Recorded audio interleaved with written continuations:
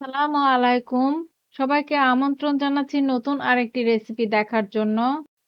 আজকে আমি খুবই সহজভাবে আফলাতুন মিষ্টি করে দেখাবো। এই রেসিপিটি এতটাই সহজ যে ছোট বড় সকলেই বানাতে পারবে। আর এটা খেতে কিন্তু অসম্ভব মজার। আর এটা খাওয়ার পর আপনারা ১০০ বার আমার কথা মনে করবেন। তো চলুন দেখে নিন এই মজার রেসিপিটি।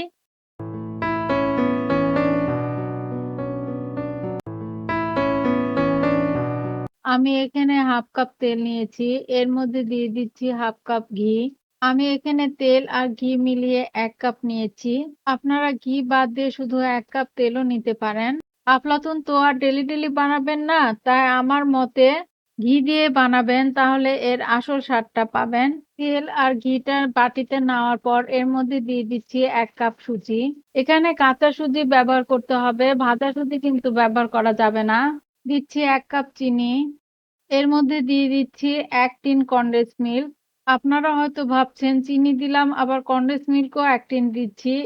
মিষ্টিটা বেশি হয়ে যাবে না? এই রেসিপিতে দ্রুতই দিতে হবে। এবার এর মধ্যে দিয়ে দিচ্ছি রুমের স্বাভাবিক তাপমাত্রায় থাকা ৪ টা ডিম। ডিমগুলো ফ্রিজে থাকলে অবশ্যই ১ ঘন্টা আগে বের করে রাখতে হবে। ফ্রিজের ডিম দিয়ে কিন্তু আফলাতুন ভালো হবে না। আমি ডেজার্টগুলো সবসময় সকালবেলা সবাই ঘুম থেকে উঠার আগে বানাই। তাই রাতের বেলা সবকিছু রেডি করে রাখি। এখন সবগুলো উপকরণ খুব ভালোভাবে মিশিয়ে নিচ্ছি। আমি এই রেসিপিতে উপকরণগুলো যে পরিমাণ দিয়েছি, আপনারা সবকিছু হাফ করে দিয়েও বানাতে পারেন। আর উপকরণগুলো যেটার পর যেটা দিয়েছি ঠিক সেভাবে দিবেন। এটা মাখানোর সাথে বেক করে নিতে হবে। রেস্টে রাখলে সুজিটা আগেই ফুলে যাবে, পরে আর ফুলবে না। এটাতে কোনো বেকিং পাউডার ব্যবহার করতে হয় না। বেকিং পাউডার ব্যবহার করলে এটা ফুলে হয়ে যাবে কেক। আমি সবকিছুকে একসাথে খুব ভালোভাবে মিশিয়ে নিয়েছি। আমি এখানে ৮ বাই ৮ ইঞ্চি একটা কেক মোল্ড নিয়েছি। এর ভিতরে এবং সাইডে খুব ভালোভাবে তেল ব্রাশ করে নিচ্ছি।